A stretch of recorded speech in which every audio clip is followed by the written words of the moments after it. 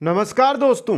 REET mains अध्यापक भर्ती परीक्षा के लिए हम देख रहे थे राजस्थान का इतिहास, जो रीट मेंस लेवल प्रथम व लेवल द्वितीय दोनों के लिए इंपॉर्टेंट रहेगा। दोस्तों आज हमारी राजस्थान इतिहास की है क्लास नंबर 15 और आज हमारा टॉपिक रहेगा 1857 की क्रांति। दोस्तों जो हमारी राजस्थान इतिहास की क्लास चल रही है मित्रों, इसके अंदर पहली क्लास थी हमारी, वो थी सभ्यताओं की। उसके बाद हमने राजवंश टॉपिक शुरू किया था। सभी राजवंश है उनके बारे में हमने विस्तृत अध्ययन कर लिया है। प्लेलिस्ट बनी हुई है, वहां पर सभी क्लासें आपको मिल जाएगी और नोट्स है वो कुचामन ऑनलाइन क्लासेज ऐप के स्टोर में आपको मिल जाएंगे। दोस्तों ये के यही नोट्स जो हमारी ये क्लासें चलती है मित्रों, ये क्लासें हिंदी ग्रंथ अकादमी, आरबीएसई और एनसीईआरटी पर आधारित है।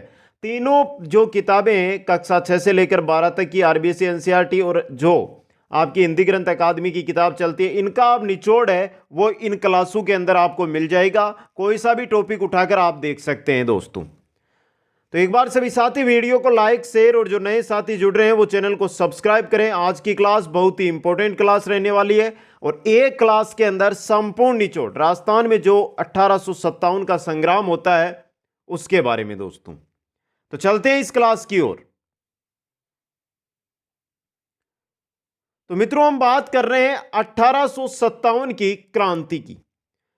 जब 1857 की क्रांति होती है उस समय राजस्थान की जो प्रशासनिक स्थिति है वो कैसी होती है, एक बार जरूर देखें। दोस्तों चलिए मित्रों, राजस्थान की प्रशासनिक स्थिति 1857 की क्रांति के समय राजस्थान पर पश्चिमी प्रांत जिसका मुख्यालय था आगरा के लेफ्टिनेंट गवर्नर काल्विन का अधिकार था। दोस्तों राजस्थान में 1857 के समय जो पश्चिमी प्रांत है जिसका पश्चिमी प्रांत बनाया गया था, मुख्यालय आगरा रखा गया था, उसका अधिकार था। दोस्तों समझे आप। अजमेर मेरवाड़ा का प्रशासन कमिश्नर कर्नल डिक्सन के द्वारा संचालित था। यह केंद्र प्रदेश था ना, केंद्र शासित प्रदेश अजमेर मेरवाड़ा। तो अजमेर मेरवाड़ा का जो प्रशासन है वो कौन देख रहा था?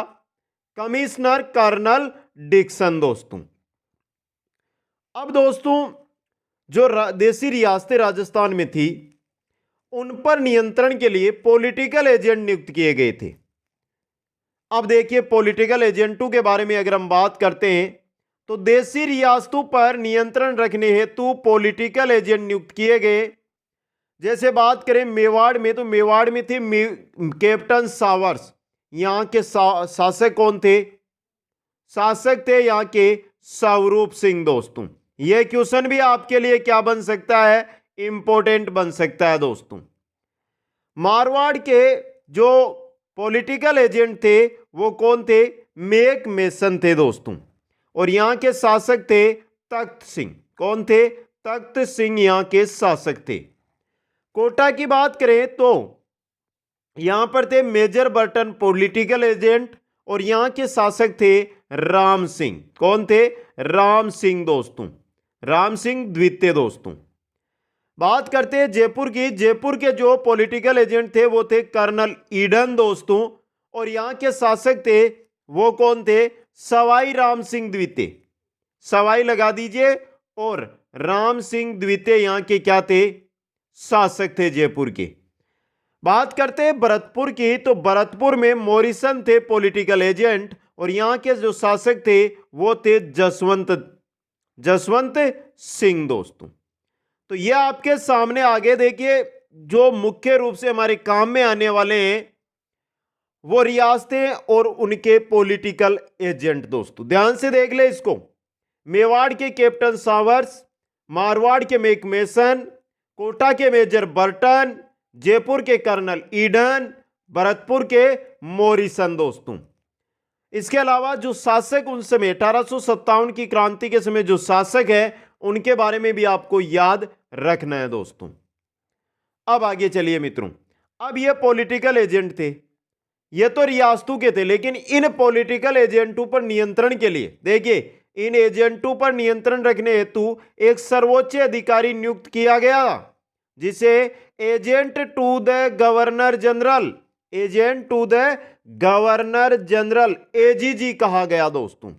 क्या कहा जाता था? एजीजी कहा जाता था दोस्तों। अब देखिए यहां पे एजीजी के बारे में हम आगे बात कर लेंगे।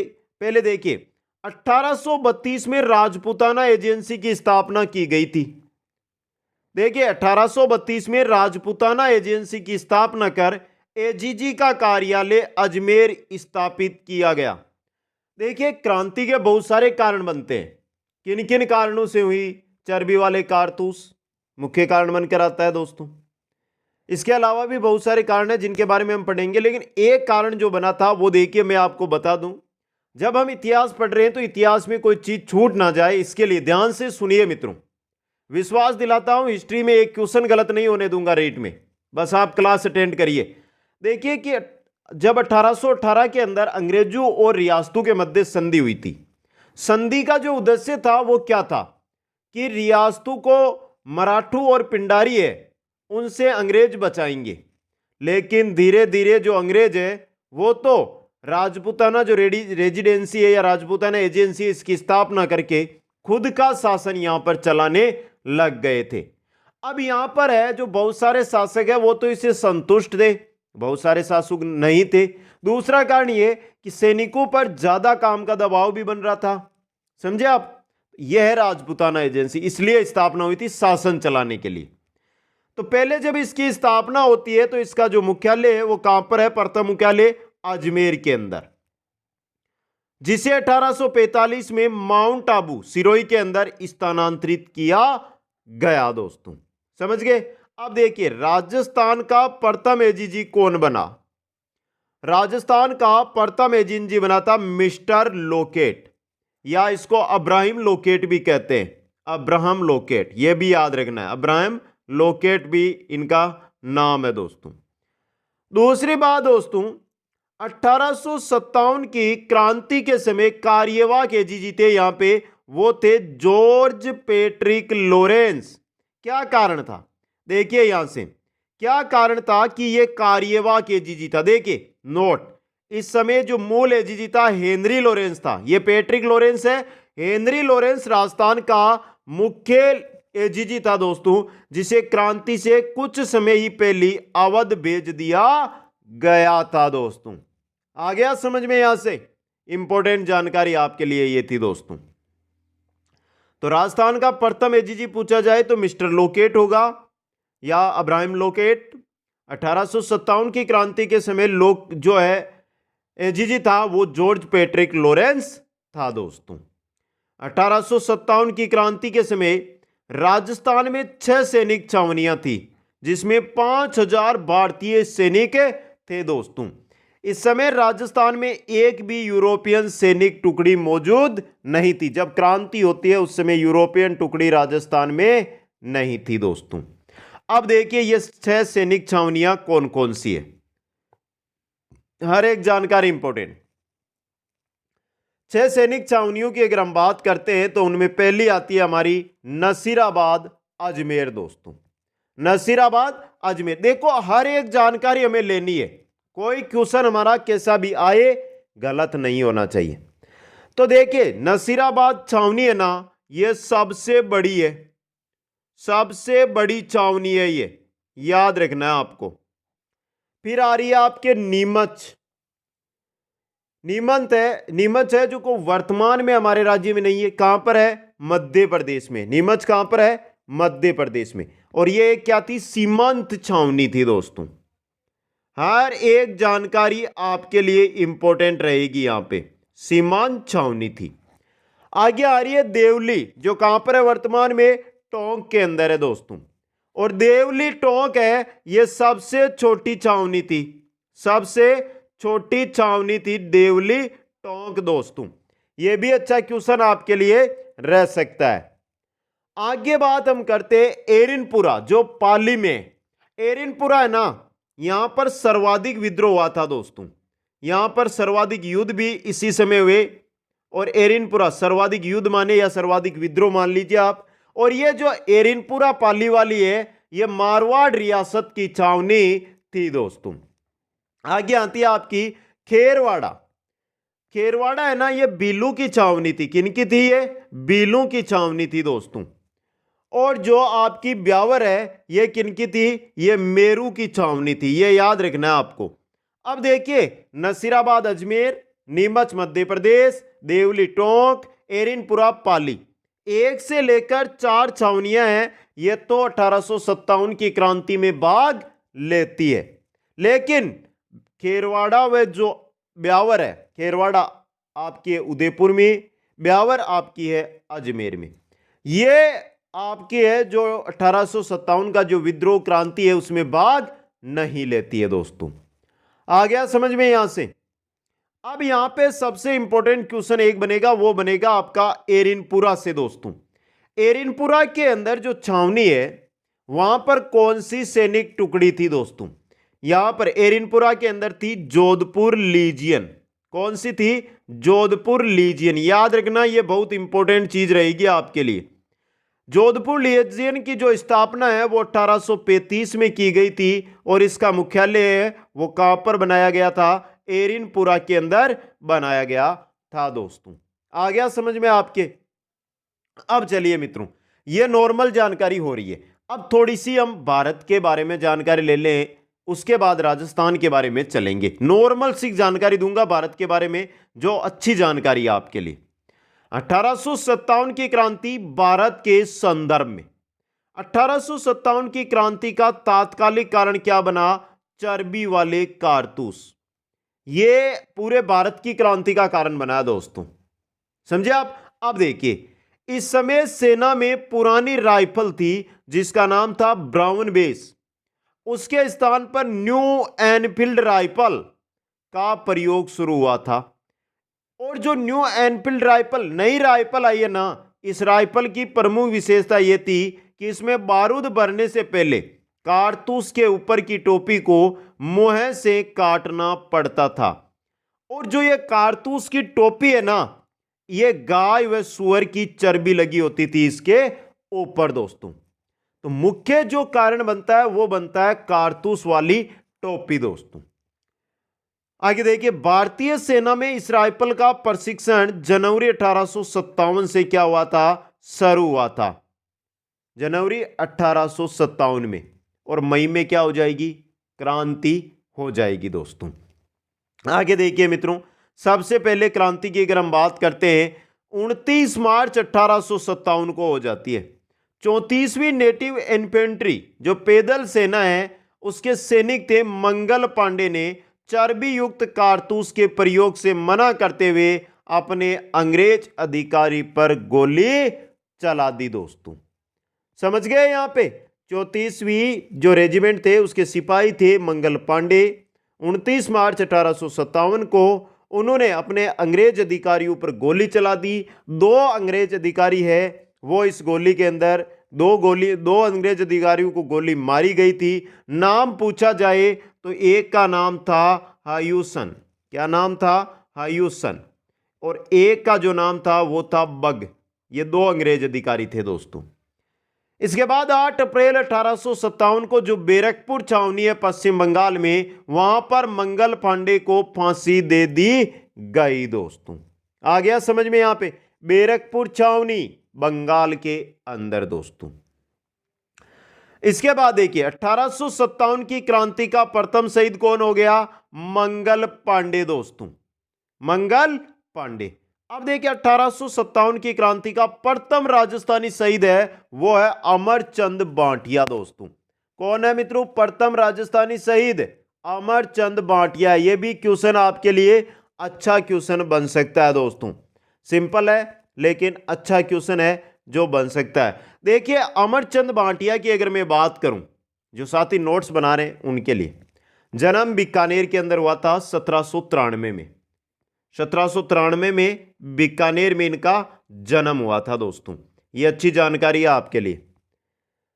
इनको नगर सेठ की उपाधि दी गई थी। इन्हीं को कहा जाता था नगर सेठ दोस्तों। क्या कहा जाता था? नगर सेठ, क्योंकि ग्वालियर के ये व्यापारी थे दोस्तों। दूसरी बात दोस्तों, राजस्थान का मंगल पांडे, इनको देखिए ये लिखा हो रहा, राजस्थान का मंगल पांडे अमरचंद बांटिया को कहते हैं। 1857 की क्रांति का भामाशाह अमरचंद भाटिया को कहा जाता है, समझे आप। और इनको जो फांसी दी गई थी वो ग्वालियर में दी गई थी, जहां पर ये व्यापार करते थे, सराफा बाजार है वहां पर, 22 जून 1858 को दोस्तों। आगे चलिए मित्रों, 10 मई 1857 को मेरठ छावनी के सैनिकों ने विद्रोह कर, अब ध्यान से देख लेना, हर एक जानकारी आपके लिए इंपॉर्टेंट आने वाली है। अब दोस्तों देखिए, 8 अप्रैल को क्या की गई, मंगल पांडे को फांसी दी गई। तो 10 मई लगभग 1 महीने बाद मेरठ छावनी के सैनिकों ने विद्रोह करके संपूर्ण देश में 1857 की क्रांति का क्या कर दिया, विधिवत शुभारंभ कर दिया। लेकिन क्रांति की डेट क्या रखी गई थी, 31 मई रखी गई थी दोस्तों। 11 मई 1857 को मेरठ छावनी के सैनिक दिल्ली पहुंचे और दिल्ली पर अधिकार कर बहादुर शाह जफर, जो दिल्ली के शासक थे, उनको उनकी क्रांति का राष्ट्रीय नेता क्या कर दिया, घोषित। और यह क्वेश्चन आया हुआ है, 1857 की क्रांति का राष्ट्रीय नेता बहादुर शाह जफर दोस्तों। यह हो गई हमारे देश यानी भारत के बारे में जानकारी। अब चलिए राजस्थान के बारे में एक एक जानकारी देखिए। अब देखिए थोड़ी सी, 1857 की क्रांति के समय इंग्लैंड का प्रधानमंत्री था पारमेस्टन, भारत का गवर्नर जनरल था लॉर्ड कैनिंग, ब्रिटिश साम्राज्य तो महारानी विक्टोरिया, क्रांति का प्रतीक चिन्ह था कमल का फूल व चपाती, और क्रांति की निर्धारित तिथि थी 31 मई। ये 5 वन लाइनर क्वेश्चन आपके सामने, आराम से इनको देख सकते हैं आप, अच्छे क्वेश्चन है दोस्तों। तो यहां पे देखिए आपको दिया है कि भारत का गवर्नर जनरल था लॉर्ड कैनिंग। तो बता दीजिए मित्रों, राजस्थान का एजीजी कौन था, अभी मैंने पहले बता दिया है ये चीज।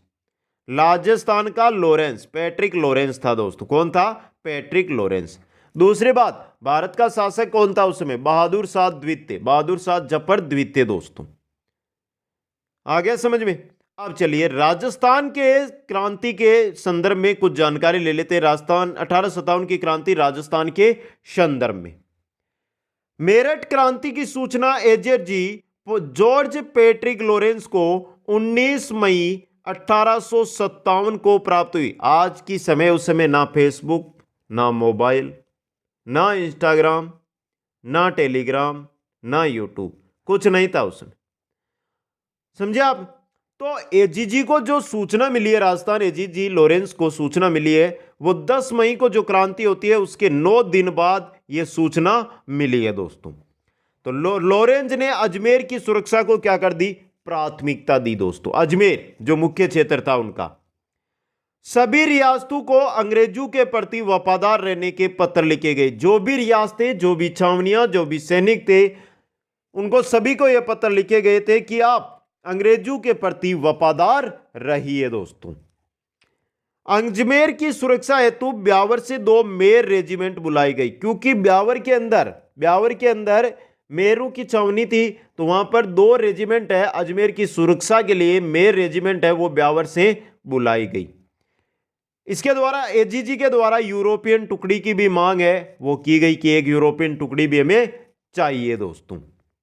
इसके अलावा देखिए 15वीं बंगाल नेटिव इन्फेंट्री को नसीराबाद भेजा गया, अजमेर से। कहां से भेजा गया इसको, अजमेर से नसीराबाद भेजा गया है 15वीं बंगाल नेटिव इन्फेंट्री को दोस्तों।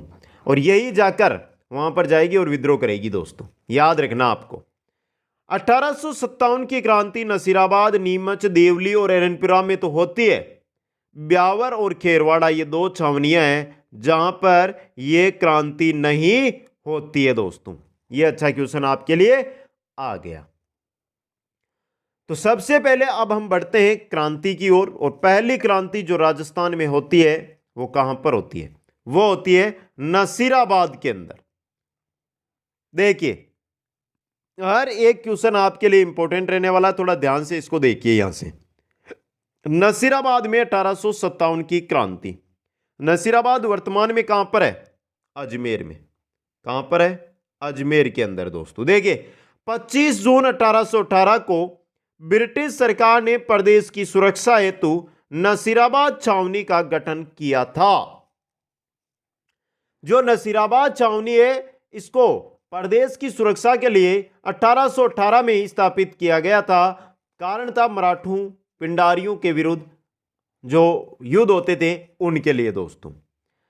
1857 की जो क्रांति होती है, इसके समय जो नसीराबाद है वहां पर 4 सैनिक टुकड़ियां विद्यमान थी।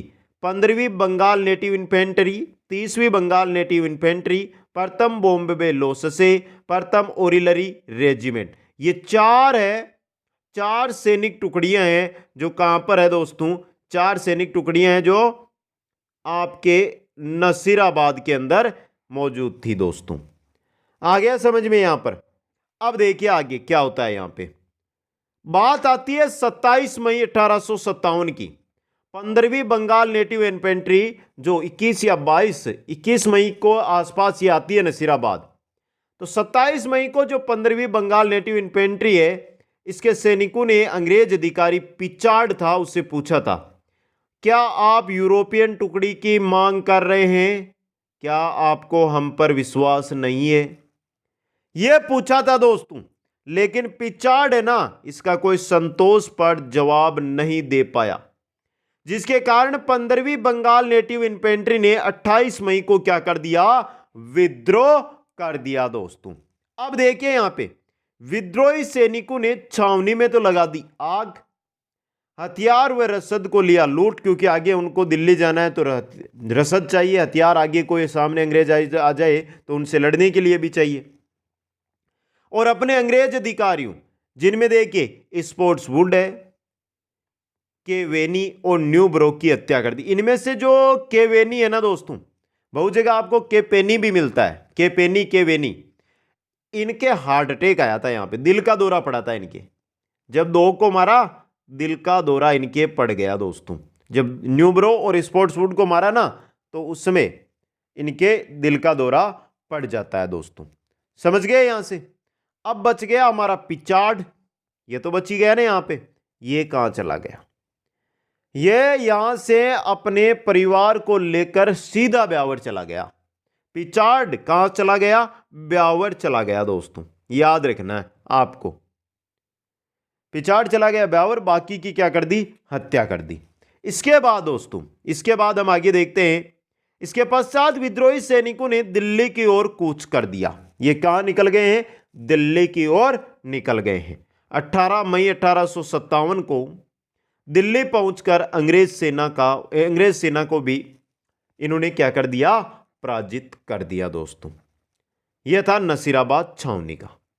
इसके बाद 31 मई को, यह 28 को होता है ना नसीराबाद, 28 मई को, तो 31 मई को भरतपुर में होता है, लेकिन नॉर्मल सा होता है तो उसको हम आगे पढ़ेंगे। जो मुख्य है हमारे छावनियों के विद्रोह मुख्य हैं तो इनको पढ़ लेते हैं।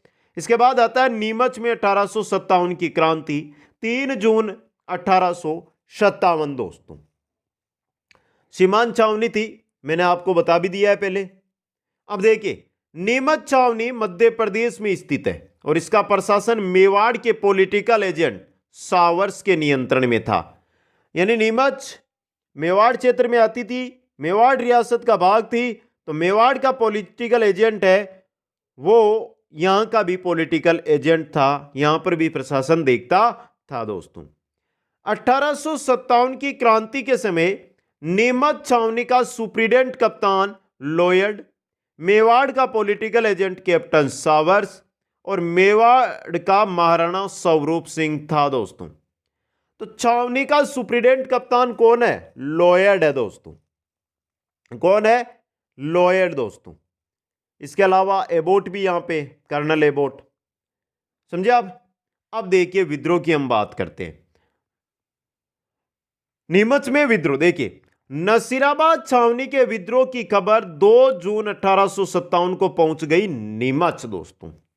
2 जून 1857 को कमांडर कर्नल एबोट ने सभी सैनिकों को परेड मैदान में एकत्रित कर ब्रिटिश सरकार के प्रति वफादारी की शपथ लेने को कहा।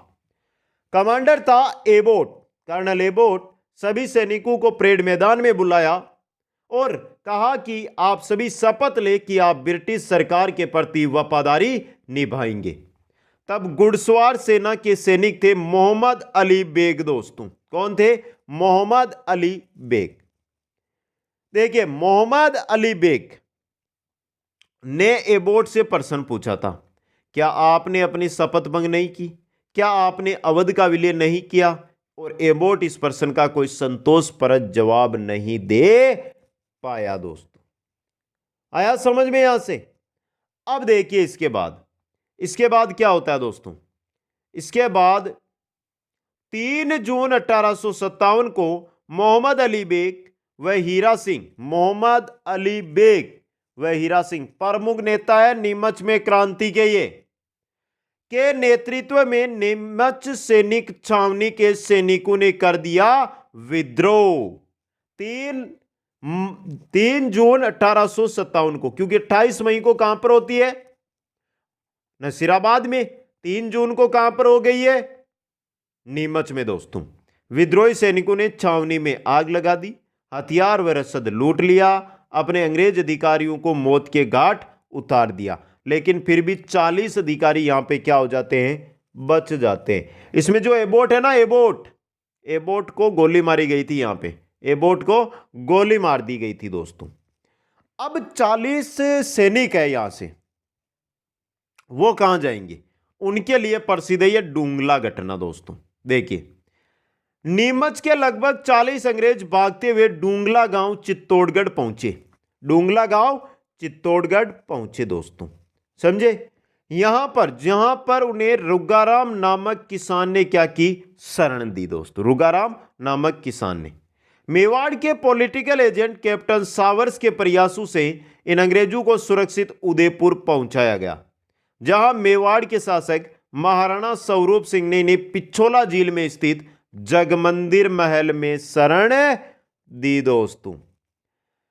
तो महाराणा स्वरूप सिंह ने नीमच से भागे अंग्रेजों को कहां पर शरण दी है? जग मंदिर के अंदर, पिछोला झील के अंदर बने हुए वहां पर दोस्तों। यह है डूंगला घटना दोस्तों। इसके बाद आगे देखिए नीमच के बारे में। नीमच के सैनिकों ने चित्तौड़, हमीर, बनेड़ा में अंग्रेजी बंगलों को लूटा था। जो चित्तौड़ में, जो हमीरगढ़ में, जो बनेड़ा में अंग्रेजों के जो बने हुए क्या थे? किले या अंग्रेजों के जो बंगले, उनको लूट लिया दोस्तों। समझ गए आप? इसके बाद नीमच के विद्रोही सैनिक यहां से शाहपुरा भीलवाड़ा गए। शाहपुरा में जागीरदार ने इन सैनिकों को रसद उपलब्ध करवाया दोस्तों। शाहपुरा के अंदर यहां से यह सैनिक टोंक चले गए और देवली छावनी में सैनिकों के साथ मिलकर क्या कर दिया? विद्रोह। आगे पढ़ लेंगे, देवली छावनी भी हमारे आ जाएगी दोस्तों। कालांतर में कोटा, बूंदी, मेवाड़, देखिए कोटा रियासत, बूंदी रियासत और मेवाड़ रियासत की सेना की सहायता से अंग्रेजों ने नीमच पर क्या किया? पुनः अधिकार किया दोस्तों।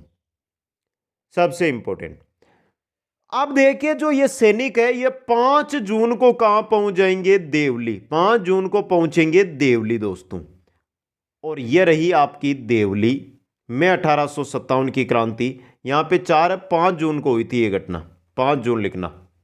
नीमच छावनी के विद्रोही सैनिक दूसरे दिन देवली पहुंचे। 3-4 को विद्रोह हुआ और 5 को पहुंचे। वह छावनी को लूटकर यहां विद्रोह कर दिया। यहां से ये सैनिक आगरा होते हुए दिल्ली की ओर बढ़े दोस्तों। इंपॉर्टेंट जानकारी आपके लिए दोस्तों। अब चलिए मित्रों आगे देखते हैं। ये हो गए हमारी कौन कौन सी हो गई? नसीराबाद, नीमच और देवली। बची कौन सी है? एरिनपुरा। तो यह रही एरिनपुरा छावनी में 1857 की क्रांति 21 अगस्त 1857 को। चलिए देखते हैं। एरिनपुरा वर्तमान पाली और मारवाड़ रियासत का है भाग दोस्तों। 1835 में जोधपुर लीजियन का गठन किया गया था, जो मैंने आपको बताया था, जिसका मुख्यालय एरिनपुरा बनाया गया था। समझ गए आप? जिसका मुख्यालय एरिनपुरा को बनाया गया। नसीराबाद व नीमच छावनी के विद्रोह की सूचना यहां के सैनिकों को माउंट आबू में प्रशिक्षण के दौरान मिली। जो जोधपुर लीजियन के सैनिक थे वो कहां पर? माउंट आबू में प्रशिक्षण ले रहे थे। उस समय नसीराबाद, नीमच के जो विद्रोह है उसकी सूचना उनके पास पहुंचती है दोस्तों। और 21 अगस्त 1857 को माउंट आबू में दपेदार मोती खां, सूबेदार शीतल प्रसाद और तिलक राम के नेतृत्व में क्या कर दिया? विद्रोह किया दोस्तों। इसके बाद विद्रोह तो कर दिया यहां पे, विद्रोह करके एजीजी लॉरेंस का पुत्र था अलेक्जेंडर, उसको मारा गया यहां पे। इस विद्रोह के दमन के लिए जोधपुर लीजियन की एक सैनिक टुकड़ी को माउंट आबू भेजा गया, जिसने भी किसका साथ दिया, विद्रोहियों का। आधे सैनिक थे आपके एरिनपुरा में, आधे सैनिक थे माउंट आबू जोधपुर लीजियन के। तो जब मोती खां, शीतल प्रसाद, तिलकराम ने वहां पर विद्रोह किया, विद्रोह होता है तो जोधपुर लीजियन एरिनपुरा से बचे हुए सैनिकों को वहां पर भेजा जाता है, एक टुकड़ी भेजी जाती है वहां पे। तो वो जाकर वो भी कहां पर हो जाती है, वहां पर विद्रोही सैनिकों के साथ हो जाती है दोस्तों। यहां से ये सभी सैनिक एरिनपुरा आए और बाकी सैनिकों को अपने साथ लिया तथा मारो फिरंगी चलो दिल्ली का नारा देते हुए आगे बढ़े। और ये क्वेश्चन बहुत बार आया है दोस्तों। मारो फिरंगी चलो दिल्ली का नारा एरिनपुरा छावनी के सैनिकों ने दिया था, जोधपुर लीजियन के सैनिकों ने दिया था दोस्तों।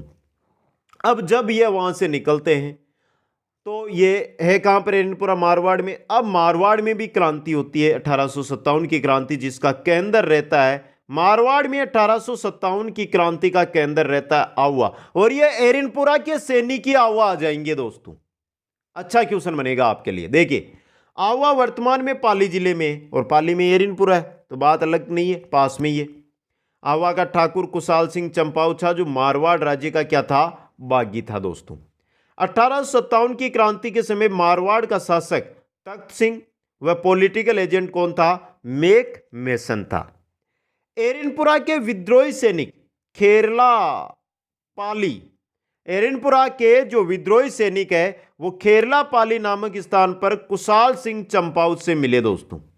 कुशाल सिंह द्वारा इन सैनिकों का नेतृत्व करने के कारण इसे आहुआ क्रांति के नाम से जाना जाता है दोस्तों। अब एरिनपुरा सैनिक है, एरिनपुरा की जो सैनिक है उनका नेतृत्व कौन करने लगे हैं, कुशाल सिंह चंपावत दोस्तों। चलिए मित्रों, कुशाल सिंह चंपावत जब इनका नेतृत्व करते हैं तो पहला युद्ध होता है बिथोड़ा का युद्ध दोस्तों। कुशाल सिंह चंपावत और ओनाड सिंह, कुशाल राज, हितकोड़ यानी जोधपुर की सेना के मध्य 8 सितंबर 1857 को दोस्तों। देखिए, राजस्थान के एजीजी जॉर्ज पैट्रिक लॉरेंस के निर्देश पर मारवाड़ राजा तख्त सिंह ने अपने किलेदार ओनाड सिंह के नेतृत्व में मारवाड़ राज्य की सेना को भेजा। ओनाड सिंह के साथ हितकोट था, कुशाल राज सिंह भी था, राजमल मेहता था, छत्रसाल है, ये भी सेना में थे दोस्तों। विद्रोही सैनिक एरिनपुरा से जो आए, कुशाल सिंह चंपाव जिनका नेतृत्व कर रहे, तो वो हो गए विद्रोही सैनिक। और जोधपुर की जो राजकीय सेना है उनके मध्य बिथोड़ा नामक स्थान पर क्या होता है, युद्ध होता है पाली के अंदर, जिसमें जो जोधपुर राज्य की सेना है वो पराजित हो जाती है, हार जाती है दोस्तों। वह ओनाड सिंह मारा जाता है। यह ओनाड सिंह है कौन, मेहरानगढ़ का किलेदार था। ये जोधपुर का मेहरानगढ़ है ना, उसका किलेदार था ओनाड सिंह। ये इस युद्ध में मारा जाता है दोस्तों। तो 8 सितंबर 1857 को कोई नतीजा नहीं निकला है सैनिकों में, और क्या आ गई है, ऊर्जा आ गई है दोस्तों। इसके बाद 18 सितंबर को फिर युद्ध होता है, जिसको चोलावास का युद्ध कहा जाता है, काले गोरू का युद्ध जिसको कहा जाता है। पाली में ही है चोलावास, 18 सितंबर 1857 को। इस युद्ध में अंग्रेजी सेना George Patrick Lawrence AGG, make mason Marwar का पॉलिटिकल एजेंट, तो एजीजी और पॉलिटिकल एजेंट दोनों के नेतृत्व में थी। जबकि जो विद्रोही सैनिक हैं उनका नेतृत्व कौन कर रहा है, कुशाल सिंह चंपावती कर रहा है। तो चोलावास का जो युद्ध होता है यह होता है कुशाल सिंह वर्सेस लॉरेंस और मेसन दोस्तों। इस युद्ध से राजकीय सेना पराजित हुई। इस युद्ध में भी राजकीय सेना जो लॉरेंस और मेसन की सेना पराजित हो जाती है। विद्रोही ने जो मेक मेसन है ना, उसकी हत्या कर दी और उसका सर काटकर आहुआ के किले पर लटका दिया। इंपॉर्टेंट घटना है आपके लिए। आहुआ के किले पर लटकाया था, मेहरानगढ़ किले मत याद रख लेना, आहुआ के किले पर इसका सर लटकाया गया था। मेक मेसन तो यहां से चला गया, बचा कौन, पैट्रिक लॉरेंस। लॉरेंस युद्ध मैदान को छोड़कर भाग गया। समझे आप, इसे काले और गोरू का युद्ध भी कहा जाता है, क्योंकि एक साइड तो अंग्रेज, दूसरी साइड विद्रोही सैनिक दोस्तों। तो दोनों युद्ध हुए, दोनों में कुशाल राज चंपावत ने विद्रोही सैनिक जीते। इसके बाद लगभग ये मान के चलो कि आप 4 महीने के बाद, 4 या 5 महीने बाद आहुआ का युद्ध होता है। आहुआ भी पाली में 20 जनवरी 1858 को दोस्तों। अब देखिए मित्रों, इसके अंदर 20 जनवरी 1858 को आहुआ का युद्ध है। इसके बारे में, इस युद्ध का नेतृत्व हंसराज जोशी व होम्स ने किया दोस्तों। इंपॉर्टेंट चीज है दोस्तों, लॉर्ड कैनिंग ने आहुआ का जो विद्रोह है उसको दबाने के लिए दिल्ली से कर्नल होम्स को भेजा। कर्नल होम्स है, ये दिल्ली से आए थे, समझे आप। गवर्नर जनरल के द्वारा, कैनिंग के द्वारा इनको भेजा गया था होम्स को। और होम्स है जो जोधपुर आते हैं और यहां से राजकीय सेना साथ लेते हैं हंसराज जोशी की। अब की बार तगड़ा युद्ध है, इसके अंदर विद्रोही सैनिकों को जीतने का चांस नहीं मिलता है। देखिए, जीत की कोई आशा न देखकर कुशाल सिंह ने किले का भार पृथ्वी सिंह लांबिया पर छोड़कर स्वयं ने मेवाड़ में कोठारिया के रावत जोध सिंह के पास शरण ली। ये इंपॉर्टेंट क्वेश्चन आप। अब देखिए, जो ये जीत की आशा नहीं दिखी, कुशाल सिंह चंपावत वहां से निकल गया। अपना भाई था पृथ्वीराज लांबिया, उसको क्या कर दिया, शासक बना दिया कि आप संभालिए आगे। और खुद चला गया कोठारिया, मेवाड़ के कोठारिया में रावत जोध सिंह के पास दोस्तों। अंग्रेजों ने 5 दिनों में आहुआ के किले पर अधिकार कर लिया और यहां अमानवीय अत्याचार है अंग्रेजों के द्वारा किए गए दोस्तों। इसके अलावा देखिए मित्रों, अंग्रेज कुशाल सिंह की इष्ट देवी सुगाली माता की मूर्ति अपने साथ ले गए। वह इसे अंग्रेज के संग्रहालय में रखा, अंग्रेजों का संग्रहालय यानी अजमेर में रखा दोस्तों। ये मूर्ति जो वर्तमान में पाली के वांगड़ संग्रहालय उसके अंदर स्थित है, पाली का जो वांगड़ संग्रहालय, वहां पर आपको ये मूर्ति देखने को मिल जाएगी, वांगड़ संग्रहालय पाली में दोस्तों। इसे 1857 की क्रांति की देवी भी सुगाली माता को कहा जाता है दोस्तों। देवी सुगाली माता के 10 सिर और 54 हाथ है। एक सिर मानव आकृति में है और शेष सर है वो किसमें है, पशु आकृति के अंदर है दोस्तों।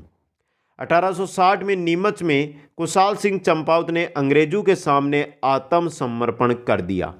टेलर आयोग की जांच के आधार पर कुशाल सिंह चंपावत को क्या कर दिया गया, रिहा कर दिया गया दोस्तों।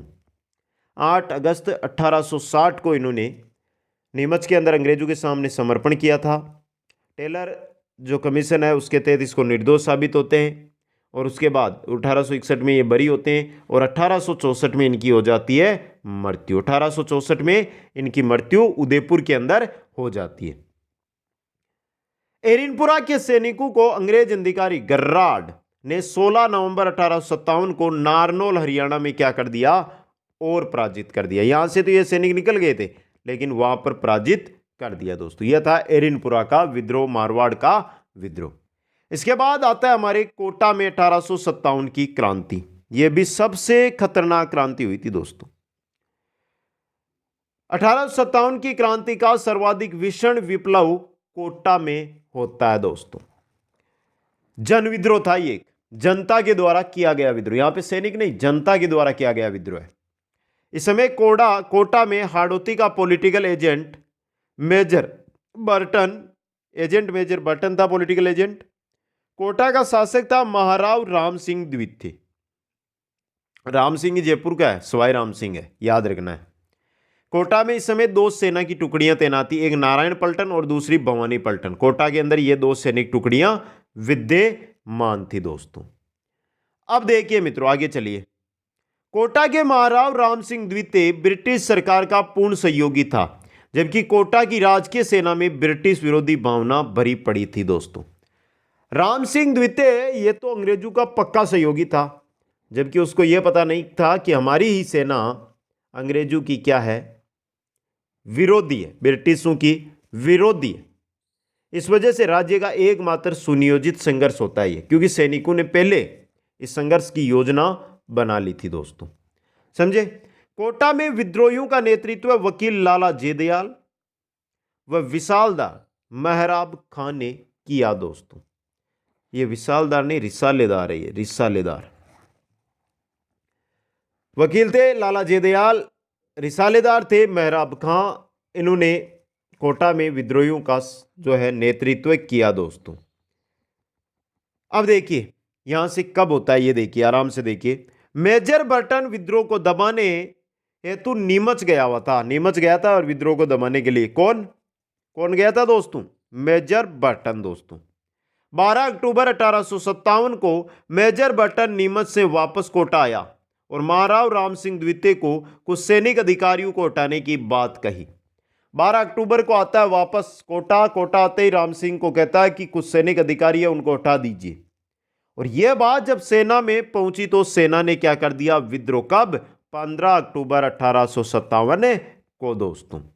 इसके बाद देखिए विद्रोही सैनिकों ने मेजर बर्टन और उसके दो पुत्र थे फ्रैंक व ओर्थर को मौत के घाट उतार दिया और मेजर बर्टन के सिर को काटकर पूरे शहर में घुमाया गया दोस्तों। समझे? यहां पे दो चीजें, दोनों की दोनों चीजें आपके लिए इंपॉर्टेंट रहेगी। यहां पे मारवाड़ में जो पॉलिटिकल एजेंट था मेक मेसन, उसको सर काटकर आवा के किले पे लटकाया जाता है। यहां पर मेजर बर्टन का कोटा में सर काटकर पूरे शहर में घुमाया जाता है दोस्तों। समझे आप? यहां पे आगे देखिए कोटा के महाराव राम सिंह द्वितीय को उसके महल में नजरबंद कर दिया गया और कोटा राज्य प्रशासन पर नियंत्रण स्थापित कर लिया गया जनता का दोस्तों।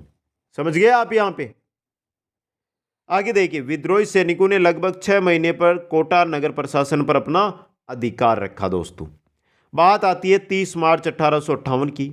30 मार्च 1858 को जनरल रॉबर्टसन ने करौली के शासक मदन पाल की सहायता से कोटा के महाराव राम सिंह द्वितीय को मुक्त करवाया।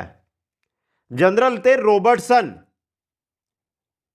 कोटा के विद्रोह को दबाने के लिए दिल्ली से आया था ये रॉबर्ट्स है। इसने क्या किया? करौली के शासक थे मदन पाल, उनके साथ मिलकर 30 मार्च 1858 को कोटा पर अधिकार कर लिया दोस्तों।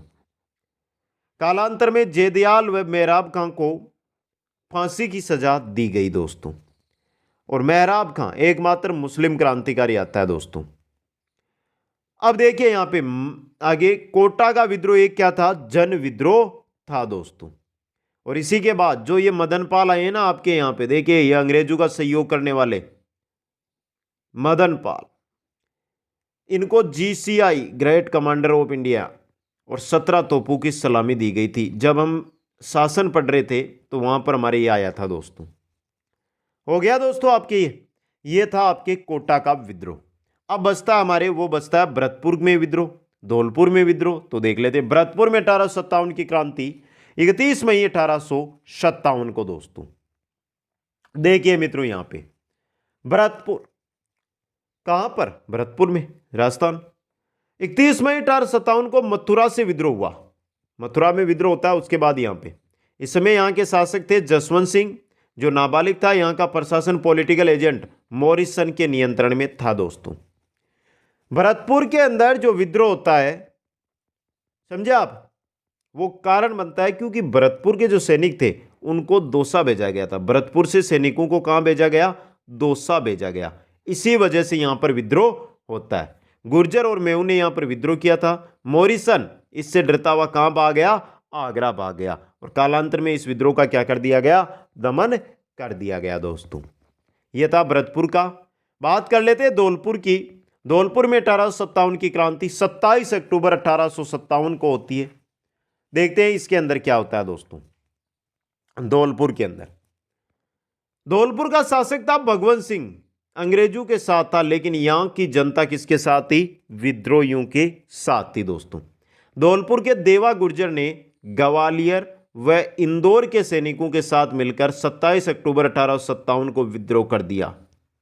बहारी अच्छा क्वेश्चन बन सकता है आपके। पटियाला सेना के सहयोग से इस विद्रोह का दमन किया गया और धौलपुर एकमात्र ऐसी रियासत थी जहां विद्रोह बार की सेना ने किया, वह विद्रोह का दमन भी बार की सेना ने ही किया।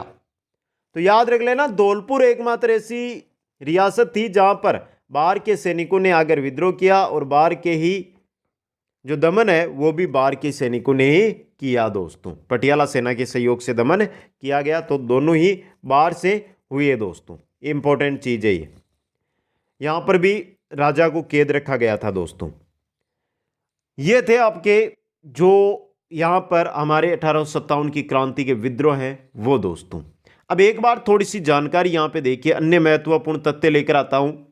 बीकानेर का शासक सरदार सिंह एकमात्र ऐसा शासक था जिसने अपनी रियासत से बाहर जाकर बाड़लू हिसार में अंग्रेजों की सैनिक सहायता की। ऐसी रियासत, ऐसा शासक जो खुद के राज्य राजस्थान से बाहर जाकर, खुद के राज्य से बाहर जाकर अंग्रेजों की सहायता करता है, वो है बीकानेर का सरदार सिंह। जयपुर के महाराजा स्वाई राम सिंह द्वितीय ने अंग्रेजों की मदद की, जिससे प्रसन्न होकर अंग्रेजों ने इन्हें सितारे हिंद का किताब व कोटपुतली की जागीर दी दोस्तों। करौली के शासन मदनपाल को GCI great commander of India की उपाधि व 17 तोपों की सलामी दी गई कोटा में विद्रोह को दबाने के कारण। इसके अलावा दोस्तों कोटा में विद्रोह बहुत तेज होता है, तो कोटा के महाराव की तोपों की सलामी 17 से 13 कर दी जाती है। और टोंक में 1857 की क्रांति के विद्रोह के दौरान महिलाओं ने भी भाग लिया। टोंक के अंदर, टोंक का उस समय दोस्तों, टोंक की अगर हम बात करते हैं तो वहां का शासक कौन था? वजीरुद्दौला। कौन था? वजीरुद्दौला। ये इंपॉर्टेंट चीज है आपके लिए। और यहां पर जो नेतृत्व में हुआ था, नेतृत्व किया था विद्रोहियों का, वो किसने किया था? मीर आलम खान ने। मीर आलम खान ने दोस्तों। ये भी इंपॉर्टेंट चीज आपके लिए रह सकती है दोस्तों। टोंक विद्रोह की बात कर रहे हैं।